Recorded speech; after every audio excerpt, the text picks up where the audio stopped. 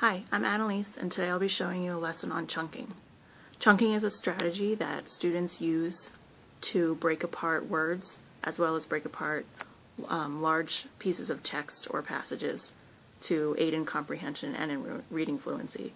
So struggling readers, this would help them a lot to take each piece of a passage apart by a paragraph or by a certain amount of sentences, depending on what the teacher believes is the best for their students. So if we think about chunking in terms of memory, some research has been done to show us that our short-term memory can really only hold 7 pieces of information plus or minus 2.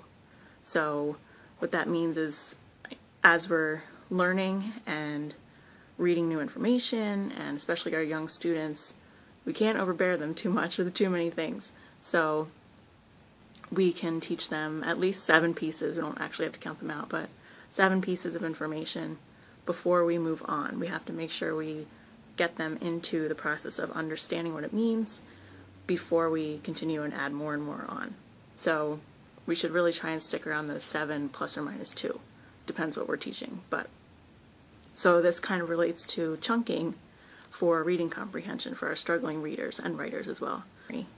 Like the research has shown us, chunks mean numbers, words, letters, short expressions. So those are the 7 plus or minus 2 things that we can hold in our short-term memory. So for example, if you're trying to remember a cell phone number and you don't have your cell phone in front of you or a piece of paper to jot it down real quick, you're trying to think of it and remember it. So if the number is 5550123, maybe you'll think, okay, 555, those are the same numbers, so that's the first chunk. 0123. You can keep it in a rhythm as well. 5550123, 5550123, something like that. So that'll help you try and remember. A lot of people, maybe if the number's different, you could relate certain numbers to something that means a lot to you, or to a year maybe, or a birthday. There's a lot of different ways you can do it, but when we chunk our words or pieces of text together, this can help students really focus on just one part at a time, instead of overwhelming them with more than 7 plus or minus 2 pieces of information. My lesson today, I have done certain pieces in my student teaching placement in a 2nd grade classroom, so I will stick to some similar parts. And this will revolve around compound words, because we can look at that in terms of chunking as well.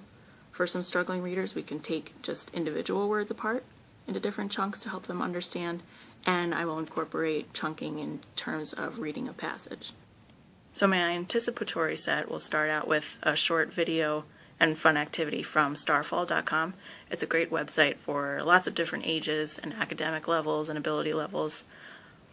So I think this will be a great start out to grab their attention and get ready for our lesson. So here's the video from the Starfall website.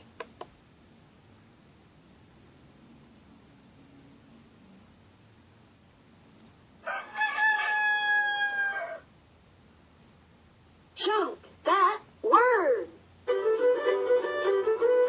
If you find there's a word that you just don't know, you can chunk it into parts. You can chunk the parts you know. You can tie it all together in a tidy little bow. If you find there's a word that you just don't know, chunk that word. You can chunk that word. Chunk that word. You can chunk that word. If you find there's a word that you just don't know, you can chunk that word, and away you go. Now, chunk this word. Number. Number. Now, chunk this word.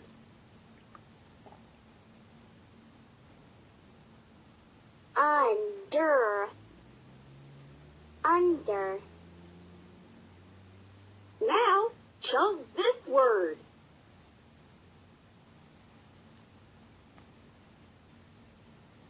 Butterfly. Butterfly. Good job!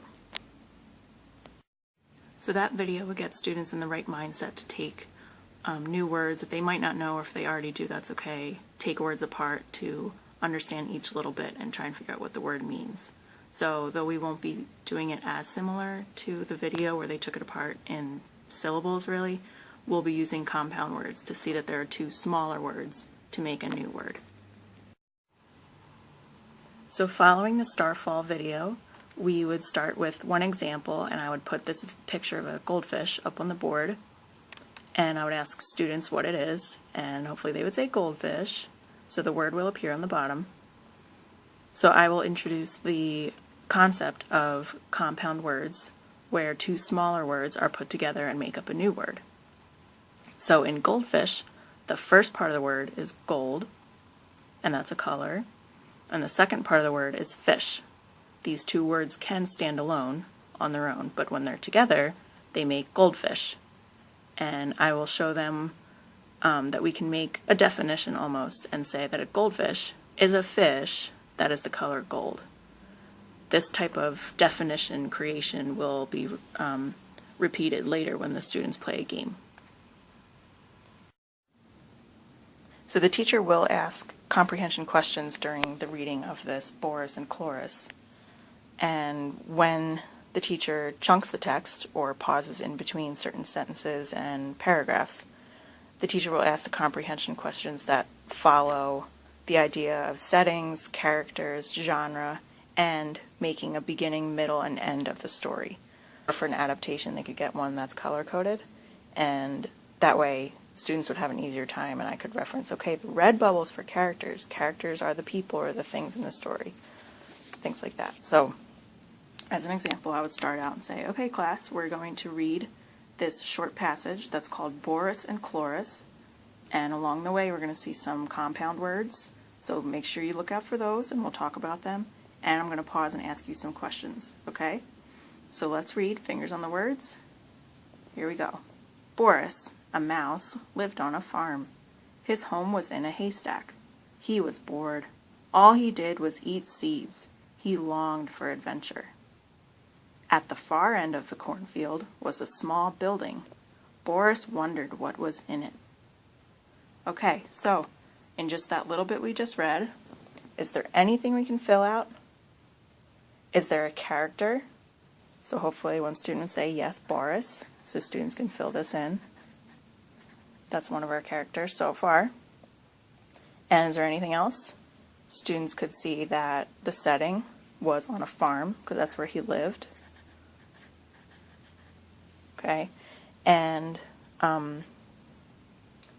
when we were looking for compound words, hopefully some students would see the word cornfield, and we could take that apart and say, okay, so what are the two smaller words within this? Corn and field. And what kind of definition could we make? We could say that cornfield is a field made out of corn plants. The same goes for haystack. Haystack is a stack made out of hay. So this will just repeat each time. There's many more within the rest of this text. And I would also pause at different points to complete the rest of this worksheet, this graphic organizer. And by the time we finish it all, we could also fill in this part. So to wrap up this lesson for their independent practice, I would have students play a game to relate chunking of the text to chunking with our compound words. So each student, I made a bunch of different cards. Each student would pick one out of a box, and there are many smaller words on them, and someone else in the room will have a match. When they are put together, they make a compound word. So after students grab one, they get a second to look at it, and then when I say go, they get to stand up and quietly and calmly walk around the room and try and find their match. Once they find their match, they can sit down and wait until everybody's ready.